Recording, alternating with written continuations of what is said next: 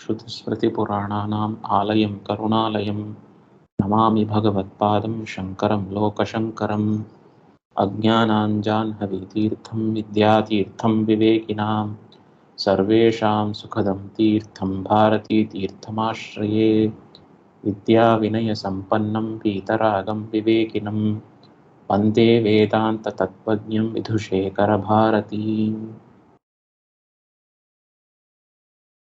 Dear friends, welcome to another session of discussing our year text, which is PRABODHA SUDHAKARA, authored by PRABODHA.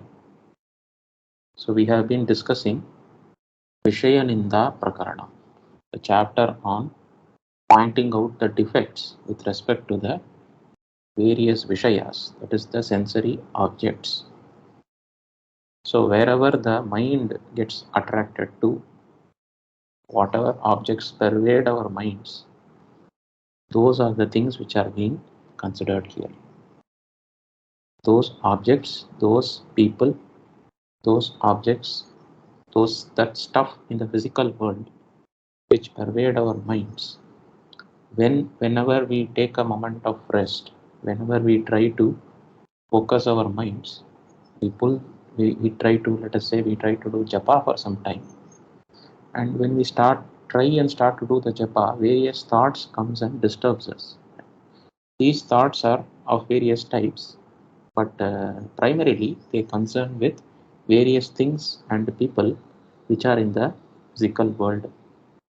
These objects of the physical world, these things in the physical world, these people in the physical world, which pervade our minds, which disturb our minds, which come into our minds of their own accord without our intention, these are the Vishayas. So pointing out the defects in them, that is pointing out the defects in our attachment towards them, is very much essential for gaining the Vairagya, which is the important qualification for entering the Vedanta Vichara towards moksha. So with this object in mind, Bhagavad has provided us various verses which discuss the various pitfalls, the various defects, the various sufferings which result in these because of our attachment towards these Vishayas. So that is what we have been seeing, Vishayaninda Prakarana. So in the beginning of this Prakarana, Bhagavad had picked up the important relationships, certain relationships which are very important, essential for the human being. That is the considered essential by the human being. That is, the first one which was considered was the relationship with the spouse. The second relationship which was considered was the relationship to the putras, that is the children. So both of these relationships were discussed. The negative aspects, the issues arising out of these relationships were discussed elaborately by Bhagavad, and he presented to us various arguments which remove our attachment towards these relationships, which remove our dependency on these relationships. So following that sequence, now we are entering another discussion, another collection of verses which discuss other relationships as well as our attachment towards various comforts and wealth in the world. So let us continue. This is the last verse we have seen. This is verse number 43. Pitru matru bandhu bhagini pitrubhya jamatru mukhyanam margasthana yutihi aneka yon brahma kshanika. So the idea presented by Bhagavad, just to recap a little bit from our previous meeting, the idea presented overall towards our relationships is that these relationships are extremely temporal relationships in the Jiva's journey, in our journey as the Jiva across various lifetimes. These are extremely short-lived relationships. They are confined to the span of only one particular Janma. You take a certain body. In this body, certain relationships are there to this body, and then the moment you leave this body, which is a short period of time in the entire duration that the Jiva is going through infinite lifetimes. So you have to imagine that the journey of the Jiva In that journey of the jiva, this is very a fractional unit of time. Right? One janma is only a fractional unit of time. So one should not give too much undue importance. One should maintain a certain sense of detachment towards these relationships. That is the intention of pointing out this truth via this verse by Bhagavad. So, recollecting this verse, let us continue. So, the next few verses are going to be about the various, the bandhus and mitras. That is the other connections, other relations that one may have apart from the immediate relationships of the one's family, like spouse and children. Beyond that, other relationships, as well as the relationships of our, with respect to our friends and uh, friends and well-wishers and so on. So these relationships are going to be discussed in the next few collection of verses. So let us read verse number 44. Daivam yavat vipulam yavat prachurah paropakarascha tavat sarve suhrudo vyatyayatah shatravas sarve. So here the very fickle-minded nature of those who a general statement is being made here about those who claim to be one's well-wishers or benefactors of oneself, who are suhrudaha, that is, who are our, who may be like-minded, similar-minded like us, who appear to be having a good meaning, good faith towards us, who appear to have good relationships with us. Beyond the immediate relationships which are already considered before, there may be a group of people who behave towards us in a nice way at present, right, or in the past, who may have behaved towards us in a nice way in the past, right? Those who want, towards whom one feels that these people are my people. Whenever I have a problem, they will always help me, and they will always remain my well-wishers. And I can always depend on them in times of difficulty. One may have such feelings towards a large group of people or a small group of people, let us say. And what Bhagavad Padal is telling us is that this feeling that one may have may be a misplaced feeling, that one may have, one may take them for granted. One may consider that their feeling towards us will always exist as it is, will always remain as it is, no matter what our situation is. That thinking that we have, and we may take them for granted. So what Acharya is saying, what Bhagavad Padal is saying here is that we cannot take this scenario for granted, that they will always be coming to our help, or they will always have good faith towards us, or so on. So, so what is being told here is Daivam yavat vipulam yavat prachuraha paropakarascha. So Daivam yavat vipulam means what? Whenever or until that point. Yavad means what? Until that point. Till that point of time when Daivam vipulam, that is, as long as luck is favoring us, that means as long as fortune favors us, as long as we are fortunate enough to have our health and wealth and ability to talk and converse and provide to others, as long as that time, then yavat paropakaraha prachuraha, as long as we are able to help others, we are paropakara is possible from our end to others, right? We are able to provide help to others when we are able to provide assistance towards others, when we are able to talk nicely to others, and we are in a situation where health and wealth and power, all these things are favoring us, they belong to us, we are healthy, we are wealthy, we are powerful enough to help others. Until that time, tavat sarve suhradaha, until that time, people will remain with us with a good faith towards us and a good attitude towards us. They will remain as though they are our well-wishers. They will tell us advice, they will talk to us in a nice way, and they will uh, behave as though they will be with us forever. Tavat sarve suhradaha vyatyayataha shatravas sarve. So when these things go away from us.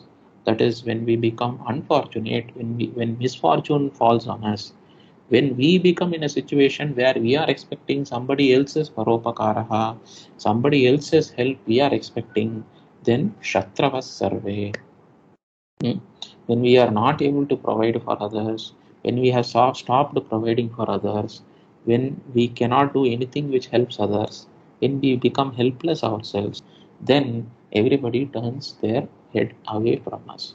Shatravas sarve. So they all become our, as though they are our enemies, or as though we have become their enemies, they may run away from us. So this is the very fickle-minded nature of various people in this world that is being pointed out, with the idea not to accuse somebody else. This is the nature of the world. Our mind should realize this is the nature of the world and give up our attachment towards them. So here, these verses may point out some, truths also. So these things may have happened in our lives also, but this should not be used to accuse other people. It is very important. We should always remember the goal of studying the Vedanta, the goal of studying the PRABODHA SUDHAKARA is not to give accusation or create a sense of hatred in our mind towards others. Even if we may have such hatred, we must give it up. We must give it up. It is not to promote hatred that these things is being talked about. Of course, it is important to remember that these verses is being told by Bhagavad Pada, is being written by Bhagavad Pada for us to realize the nature of the world and give up our dependency upon our mental dependency upon the world. We have to give up. So it doesn't mean tomorrow we just read this verse and tomorrow immediately we call up all those people who claim to be our well-wishers and say that you are not my well-wisher, you are only here because I am able to provide you help. Not to accuse anybody, either in our own mind or directly to others. This is not the point. The point being told is that don't put your own mind in a scenario, put your own mind in a sort of a confined space that continuously depends upon others for your own mental happiness, your own mental peace. Your peace of mind should be independent of whether other people are helping you or not. Your peace of mind should be completely free from dependency upon the world and various objects and people in the world. This is the purport of the verse. This is the meaning that we have to take from the verse. Cogitate upon these verses in light of whatever the Vedantic goals are, and then proceed towards the goal. Don't proceed more in a worldly way. Don't sort of engender some feelings of guilt or hatred towards anybody else. Engender feelings of love towards everybody, but come out from attachment. Love everybody, but come out from the attachment. This is the idea. Next verse we will read. Ashnanti chet anudinam vandina iva varnayanti samtrittaha tachet vitradinantaram abhinindantaha prakupyanti.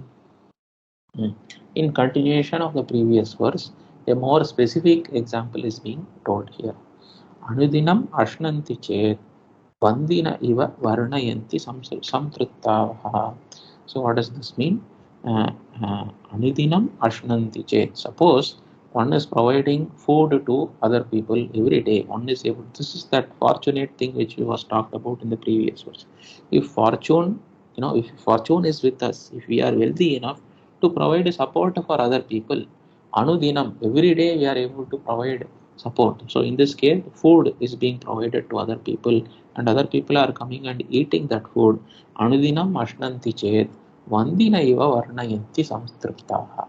So those who have ate well, those who have partaken their food from us, which we provided, they will praise us to sky limits. They will praise us to no limits whatsoever. They will say that we are the great Mahatmas, or they might say that we are, there is no more dharmika person beyond us, or they might even say that we are so blessed people. that we are receiving the food from you who is such a great soul, and they may even say you are a great Mahatma in terms of doing dharma, and you will get a good janma later. Bhagavan will shower lot of blessings upon you, and so on. They may say all these kinds of pleasant verses, but the source or the reason for those pleasant verses is not because we are so great, or they know that we are so great, or we are blessed, or we are Mahatmas or anything like that. It is because their tummies have been filled up with the food. That is the reason why they feel a sense of obligation towards us. The feeling of obligation or the feeling of praise to others is not coming because of the true, genuine observation of guna in somebody else. It is coming because our tummies are filled up. That is the reason. How do you know this is the reason? Suppose तच्चेत् तच्चेत् द्वित्रदिनान्तरम् अभिनिन्दन्तः प्रकुप्यन्ति. So suppose द्विदिनान्तरं, suppose it stops, suppose this activity stops. Which activity stops? This providing food to others, providing support to others activity stops.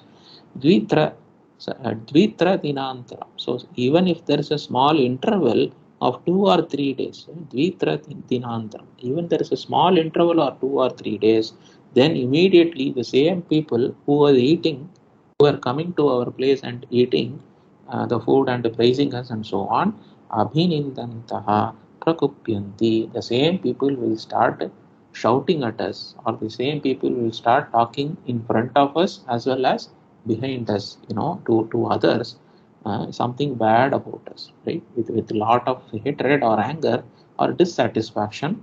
They might say that this person was providing to us food, don't know what happened.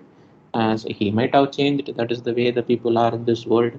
So like that, they may start, contorting what is maybe real fact, which may be with us, some real situation that we may going through, that may be told to others, not as it is, but with a sense of great hatred, and maybe with a sense of misunderstanding, maybe with a sense of dissatisfaction, saying that this person, he was providing food to others. Until that time, he was okay. Don't know now what happened. This person has stopped providing the food. He must be feeling, he must become selfish like everybody else. He must be, he must have fallen into bad company. I thought he was a dharmika. He was providing food, but he was not. Now today, they have stopped providing food. So what is the reason? Nobody knows. Like that, the stories, the various stories may start coming out, reflecting upon the mind of the people who are telling these stories in a negative light. Right. So this is a fickle nature of the people around us. Right? As long as the person is able to help them, the person is viewed as a good person, and the person will be, the person will be associated with. One feels pride about associating with such a person, right? From whom one is getting favors. The moment the favors stop, everybody goes away. Everybody starts talking ill about the person. Everybody starts talking with a sense of dissatisfaction, or sense of hatred about that person, and so on. So such things happen in the world. These observations are made by Bhagavad, and we have to reflect upon the observations and understand that neither praise nor the hatred, right? Neither the good intentioned words or the bad intentioned words, neither of them are coming because of our own reasons, our own nature. They may be coming only because of the way the way people depend upon us for their own satisfaction. Right? The moment we are not able to satisfy others, then they also feel that we have been cheated by the other people. We have been cheated by this person on whom we were depending for such a long time. So their nature towards us may turn from good nature towards a bad nature. So keeping this in mind, don't become attached to anybody in this world. Love everybody, but don't become attached. Hmm? Provide help to everybody as long as you can. You know, do it because that is the dharma. Do it because that is what has to be done. Do it as a seva to Bhagavan. Do it as karma yoga. All these things are okay. But don't do it because you want other people to have a good view towards you. That is very difficult to maintain. It is not possible.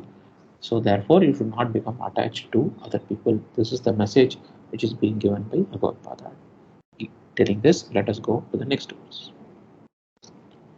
Turbhara jathara nimittam samuparjayitum pravartate chittam lakshavadhi bhavittam tatapyalabhyam kapartika matram. Verse onwards, Bhagavad Pada has started talking about the futile attempt to acquire wealth, acquire objects in the world, maintain the objects in the world, the difficulty in doing so, and the various sufferings that ensue in acquiring and maintaining objects in the world.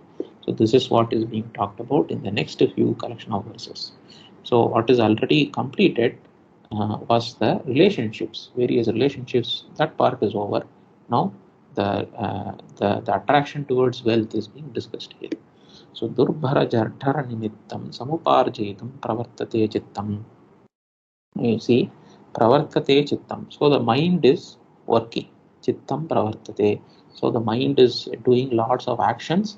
When the mind is thinking, then the body can start to do actions, right? So the actions originate first in the mind. So the mind has to, the gears have to start rolling. They have to start turning in the mind first. So various thoughts are generated. There is a circus of thoughts in the mind. For what purpose the circus of thoughts? Durbhara jatara nimittam samuparjayitam. So for the sake of acquiring wealth, for the sake of acquiring food, and for the sake of placating the mind which has lots of desires, durbhara jatara nimittam. So nimittam means for the sake of, durbhara jatara means to provide for this stomach. The stomach may here, jatara means stomach. Stomach may stand for both the mind as well as the body. Durbhara, that stomach is not a normal stomach. It is a stomach. It is a kind of a part. It is a part which is so large that it is never getting filled. So durbhara means what? It never gets filled. That kind of a mind one has, it never gets satisfied. The ever unsatisfied mind. One desire after another desire after another desire comes and goes and comes and goes and comes and goes. There is no stoppage to the flow of desires. No matter how many desires are satisfied, there is one more desire to have. So this is the nature of the mind. This is the nature of the stomach also. Once eaten, you are not satisfied. Again, you have to eat. And not only one type of item, one is not satisfied. More types of items, new types of items, ever interested in placating the stomach.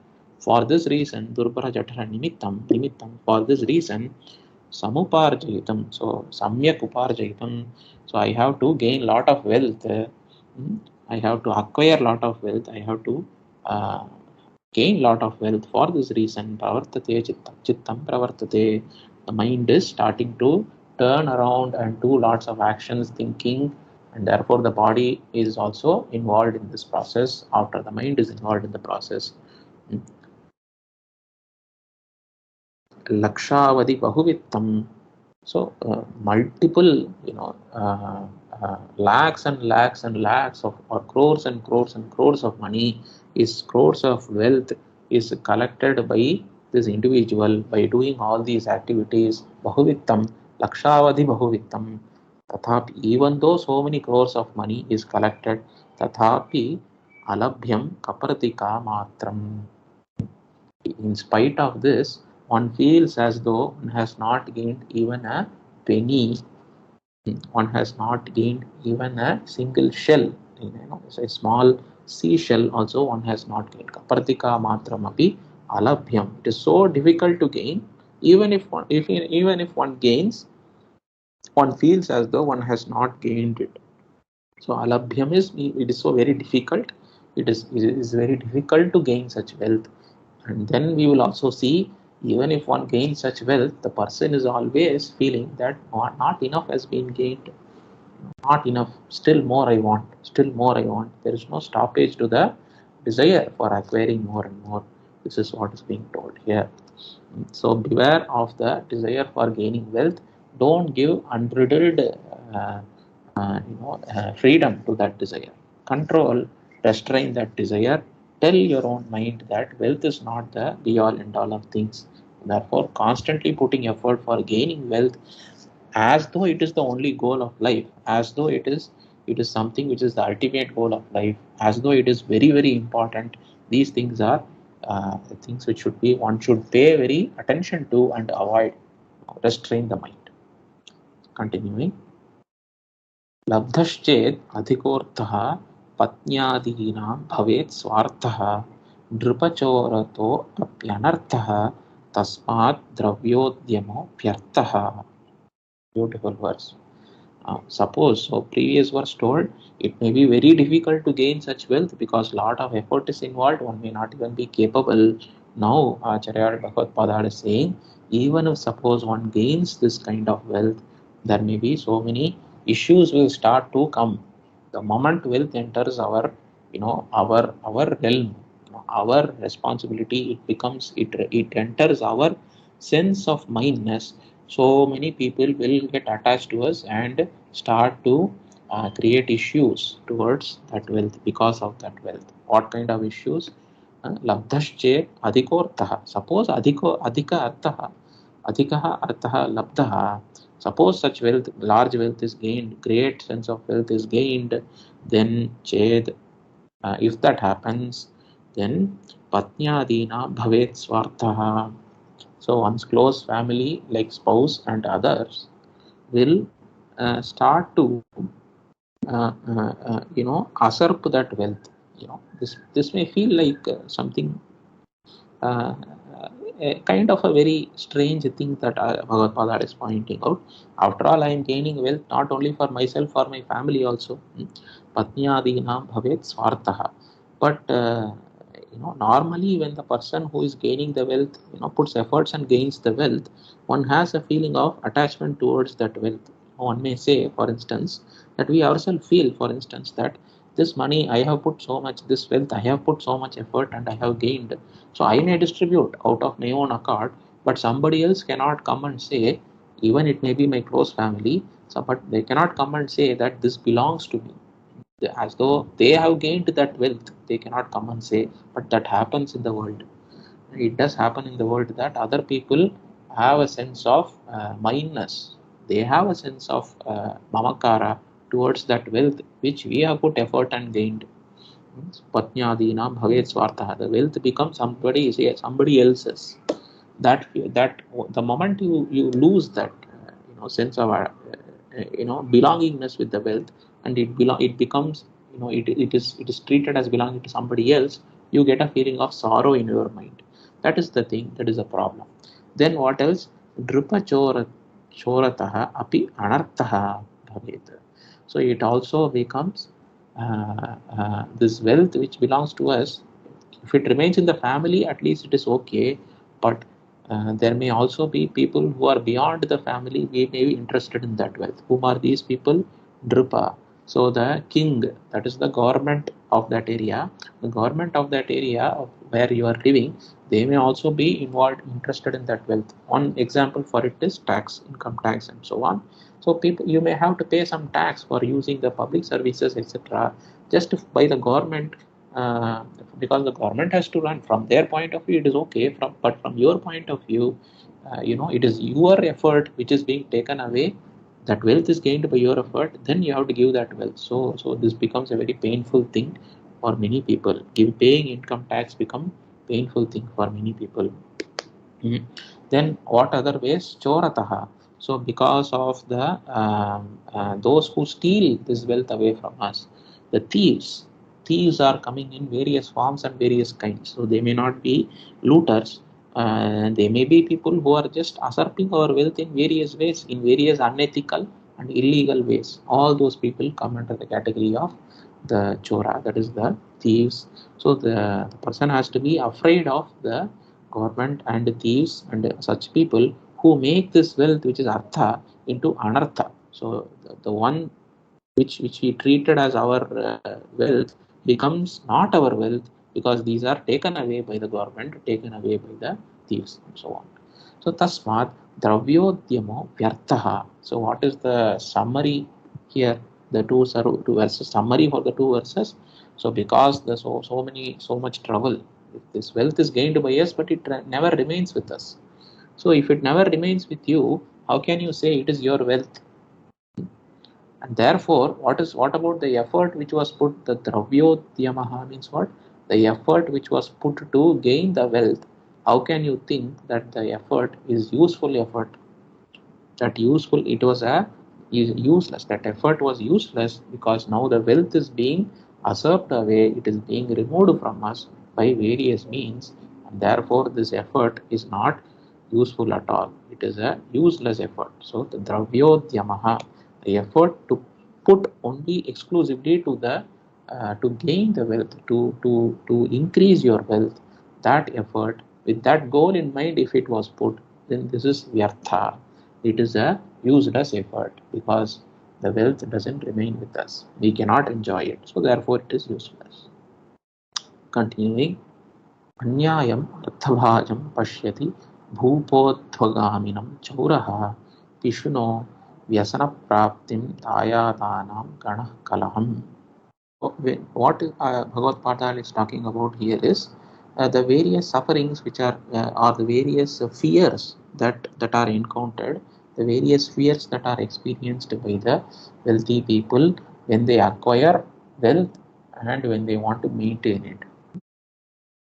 What are the kinds of problems here? Acharya Bhagavad Padal is saying, Bhupaha anyayam arthabhajam pashyati. So when the wealthy person or when the person gains wealth by some illegal inappropriate methods, so those kind of methods also exist in the world to gain the wealth. When you gain the wealth by that such illegal, unethical, inappropriate methods, the raja, the dharmika ruler, the appropriate governmental people, they are waiting for you to they are waiting to catch you. They are waiting to catch you. They are waiting to put a criminal case against you. Anyayam arthabhagam pashyati. They are looking at you. Income tax officials are observing the way you are collecting the income and not paying the income tax. So this is being observed. So bhupaha pashyati. Kim pashyati? Anyayam arthabhajam pashyati. Then adhvagaminam chauraha. So when the person is going uh, on some journey, during that time the thieves are looking at you. When you are carrying the wealth with you, they are looking to steal the wealth from you. So when the money is being transferred from one point to another, this is when the thieves are alert, and they know that in between, if they just catch, and they will be able to sort of take that wealth away from the people. So the wealthy person has to be very careful when moving one money from one place to another place. If the thieves are waiting to steal that money from this person, to steal the wealth from this person, and so on. So the person has to be very worried about these people. The wealthy man has to be worried about these people, the thieves. Then pishunaha vyasana praptim pashyati. So what does this mean?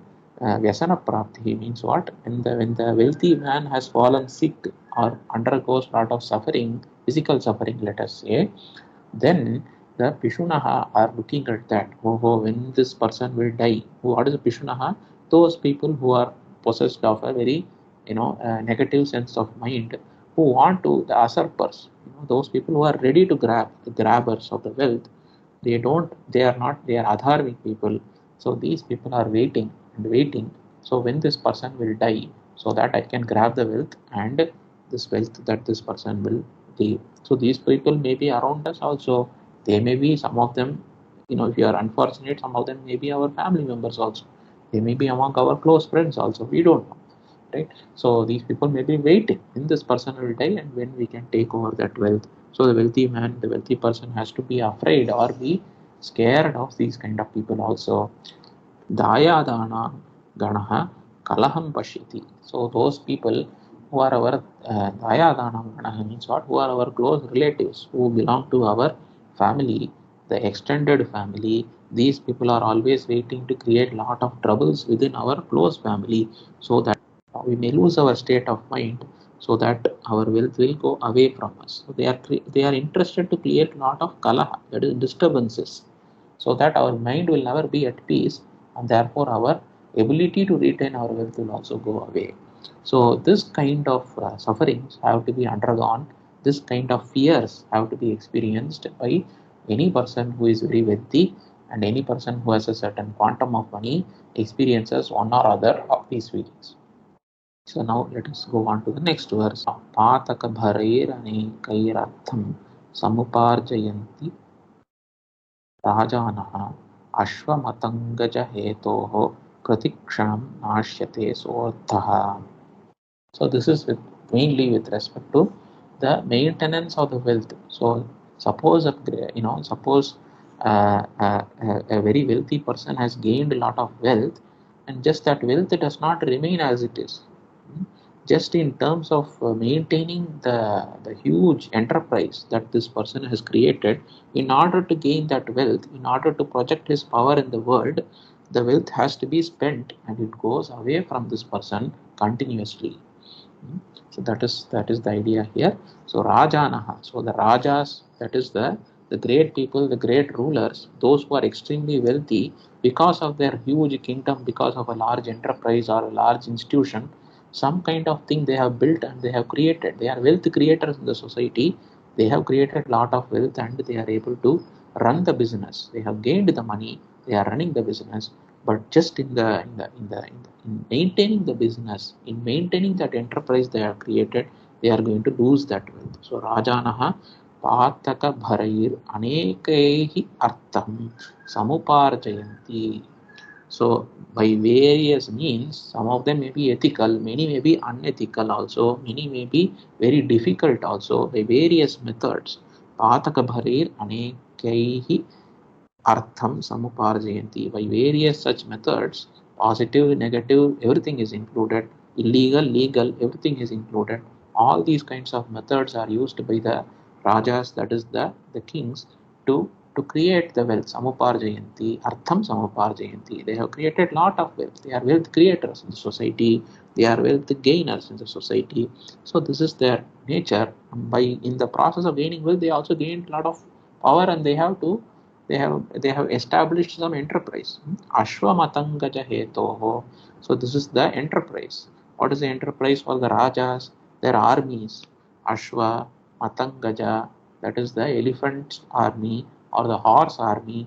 In maintaining all of these hetoho, because of all these things, pratikshanam nashyate. So arthaha, that artha becomes destroyed every minute, every second it is destroyed for maintaining this large enterprise of army or something like that.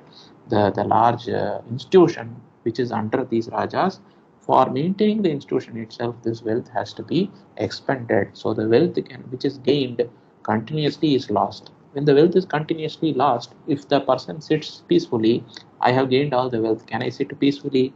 No, because I have to gain more to manage my enterprise.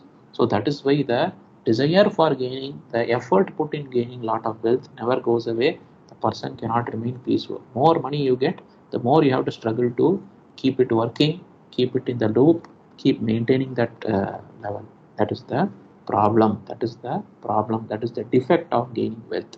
More wealth implies more effort to gain more wealth.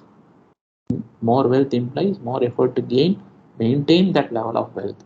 That is where this issue comes.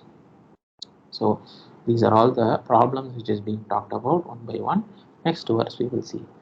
Rajyantara Rajyantarabhigamanad Ranabhangan Mantribhritya Doshatva Visha-shastragupta-ghatan Bhagnash-chintaranave Bhupaha.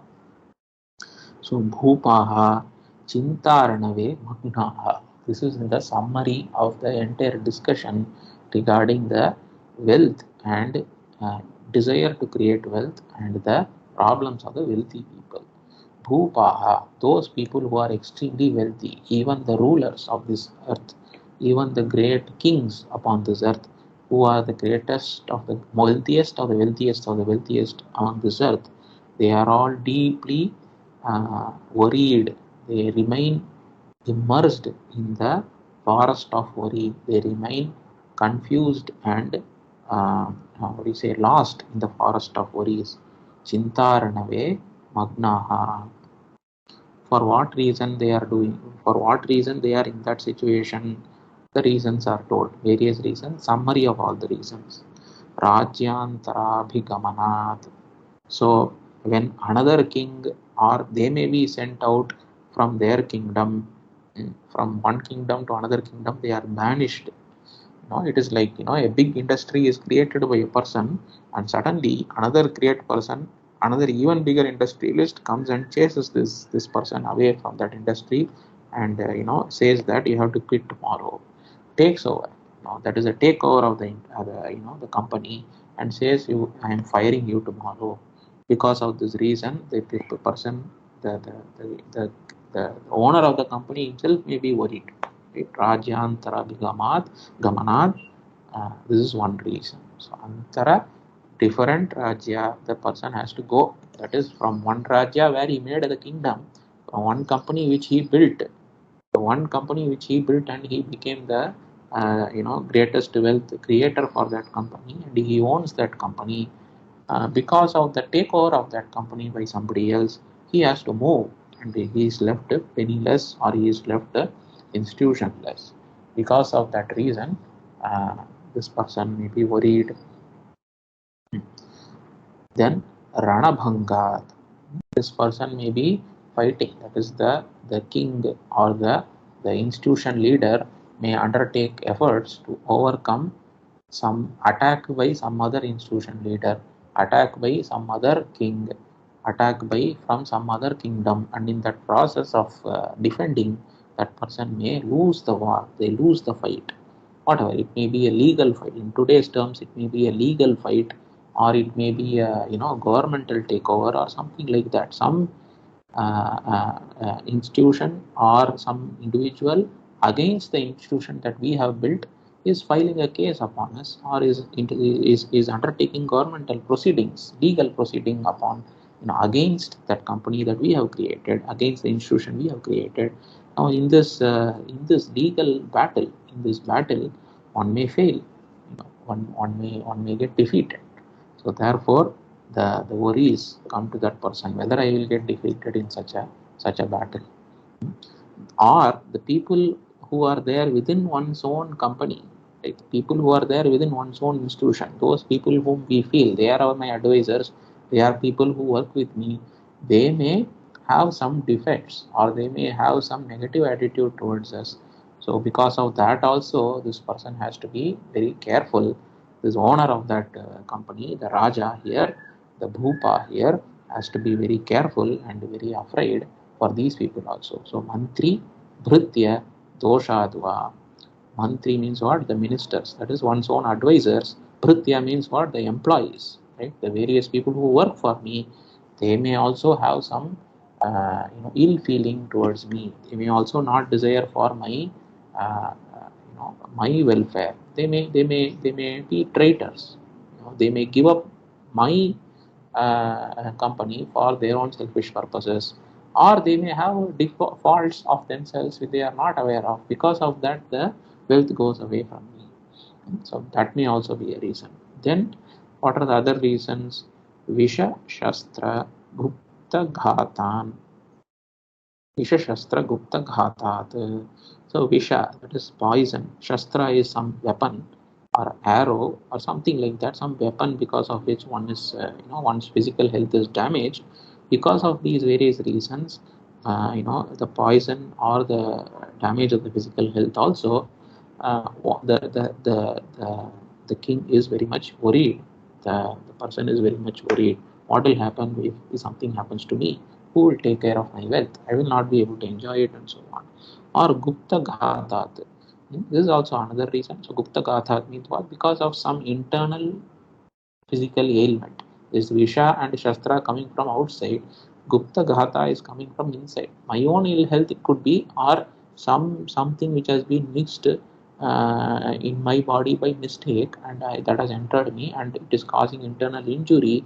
Because of these reasons also, the king may be worried what will happen to the kingdom, what will happen to my wealth, and so on. In modern terms, we can say, there may be various internal difficulties. One's own family, there may be difficulties.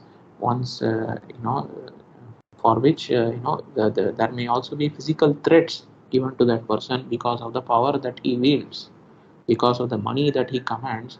Ambani or whatever, these people, when they walk on the roads, they cannot go just as it is. They have to have bodyguards. Why do they need to have bodyguards? Because people are waiting to, cause them physical damage if they don't go without bodyguards, because of the power that they hold. They may be billionaires or millionaires, whatever, trillionaires or whatever, but the moment you gain, extreme power or extreme wealth in the society, then uh, you become a person who can face threats. Various kinds of threats may come to you. You have to always be afraid. You need to have bodyguards. You need to check what is being put in your food, all that. No powerful person can travel without security. This we remember, that is enough.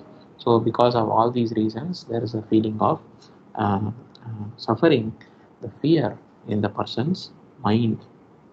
So the person, the wealthy person, therefore always remains in this state of fear, in this state of restlessness, in the state of disturbance. And even though the pleasures involved in gaining wealth, after gaining wealth, the comforts may be momentary, but majority is given towards the difficulties and the sufferings of this type, of the mental type. This is the problem. So having this in mind, let us remember that wealth cannot be the goal of human life. Wealth is only a very small stepping stone. It is it's just a small tool for doing dharma.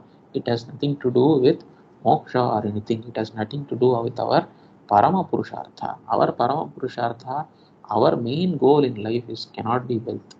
Even our secondary goal cannot be wealth. Our tertiary goal may be wealth, that is only to do dharma in the world. For Vedanta, for Vedanta Vichara, for Vedanta sadhakas, even this tertiary goal business also has to be given up. One cannot, as much as possible, try to remain away from wealth. This is the thing. That is why in the for doing Vedanta Vichara, the traditionally sannyasa is recommended. So what is sannyasa? Give up all the relationships formally, give up the wealth formally, and maintain a very simple way of life without involving with the world, without involving with objects of the world, without involving with people. Just maintain a very simple way of life. Whatever is necessary for survival of the body, only that you keep. For all the other time, all the other effort, you devote only for the Vedanta Vichara. So this is the message which Acharya Bhagavad Padra is giving us, and with this message we are concluding the Vishayaninda Prakaranam in this meeting.